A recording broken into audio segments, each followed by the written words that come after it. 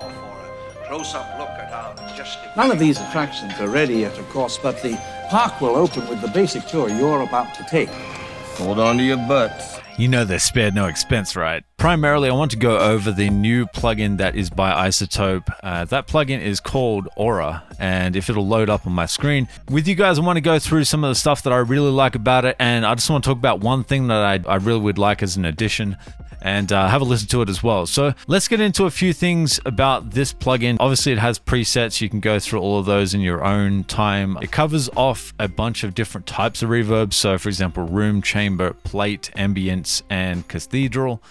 They are all obviously hall as well. They're all different types that you can get within different plugins, which this encompasses in one plugin. This is one of the features that I really like about this plugin, primarily because it does a lot of stuff really quickly. The only thing I'd say that I would say that it needs, or it could do with, is having something to tempo sync into this. So if you can tempo sync it to MIDI, or however they do it in the background, if they want to do that so that I don't have to manually put these in, or I have the option to choose a tempo sync as a 1/16 or a 1/8 note or whatever, to do with the release time of the unmask, and also for the pre-delay and decay. That would be by far, if this could be done on this plugin, I think this would be the best plugin out there for 2024/25 as far as reverb, just due to the fact that it is so versatile. Because this thing is literally cutting out 4 sends that I've got on my actual channel here, and it's just being 1. So let's have a listen to the vocal. Let's go. Let it go, it's their fault, just so you know. It's their fault. I don't know what I paid for, but it's how it goes. The stories they say, I don't know, yeah, I don't know. Been a while, but what I seen, yeah, I don't know. Speak like an aimbot, I say when your brain lies. But how can I say it when I know what I'm saying? But in the end, it's the same God. Fear's ingrained in how I do. That's how I know. Pimp. Let it go, it's their fault, just so you know. I don't know what I paid for, but it's how it go. The stories they say, I don't know, yeah, I don't know. Been a while, but what I seen, yeah, I don't know. Speak like an aimbot.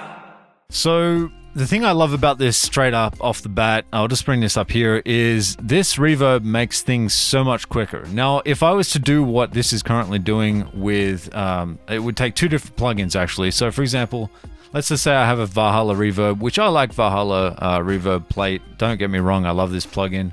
But what I would have to do is, if I'm typically going to do what this is doing, this is actually ducking the sound or the reverb out of the way. When my vocal comes in, you can see that the actual sound is being ducked out of the way, and that reverb being ducked out of the way allows me to have a clear, clean vocal. And then once the vocal's out of the way, it allows the reverb to come back. So essentially it's, sidechaining the reverb. Normally what I would do in this scenario is I'd have to get a plugin, say for example, Track Spacer. So I'd use Track Spacer as my typical go-to for this kind of thing. I'd sidechain that into the audio sample and then do it that way. And then I'd have a similar kind of setup to what's going on in this plugin, but I don't have to worry about that. So essentially I've got 2 plugins in one already off the bat. The other thing is it's got this width control, which I don't know if you guys ever watch Pensado's Place or anything like that, but there is a lot of talk about, making your reverb extremely wide and then keeping the center for the vocal itself. So it's already got that in this plugin. So if you want to control the width of the verb, you can do that. If you want to control the brightness, so for example, more high-end frequencies or darkness, low-end frequencies, I guess it would cut out the highs essentially. You can do that as well. And you've also got control over here, so you can get rid of some of the lows and also the highs to make it sound a little bit more clean, more natural, and just intact with the mix. Sensitivity here, it gives you control over how much is going on with this. So if you don't want a lot of, let's just play the vocal. Let it go, it's their fault, just so you know. I don't know what I paid for, but it's how it goes. So you can see it's a lot less sensitive now. They say, I don't know, yeah, I don't know. Been a while, but what I seen, yeah, I don't know. So that allows you to, control how much the unmasking is going on here. So does this dial here, but by a little bit different way. So this kind of gives you a bit more control over the height. It's their fault, just so you know. I don't know what I paid for, but it's how it go. So then you've got control over the attack and the release. This is the part where I would say that I would love to have the function to be able to sync that to tempo. So if my track could be, say, 122 BPM, I'd like to be able to sync this to tempo, because what I would normally do in this scenario is I'd pull up, say, for example, a reverb calculator. I'd calculate 122. I'd pull out one of these figures here, say, for example, 1/16th note. I'd use that as a millisecond release, and then that would be typed in here, for example. I'd like to be able to have control over that just straight off the bat. That's the only thing I could say that this plugin could do with, but really you don't have to have that. It's not a necessary thing. You can go in and do what I did, or just do it by ear. So you obviously can hear the difference between all these different types of reverbs. They're going to have different decay times and different sounds, the way they reflect the sound. So obviously these are very well tuned sounds for reverb, and whatever works for your material, it may not work for this, may work for a violin, I don't know, whatever you're using it on. I've got just Izotope all over my mixes all the time.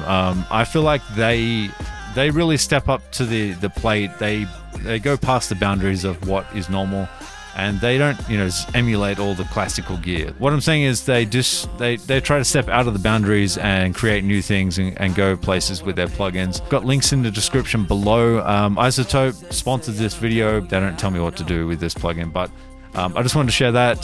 That is such a neat plugin there. And otherwise, if you have any questions or concerns or comments down below, or if you just want to talk about other plugins, I think Native Instruments are going to release Machine 3.0 shortly as well.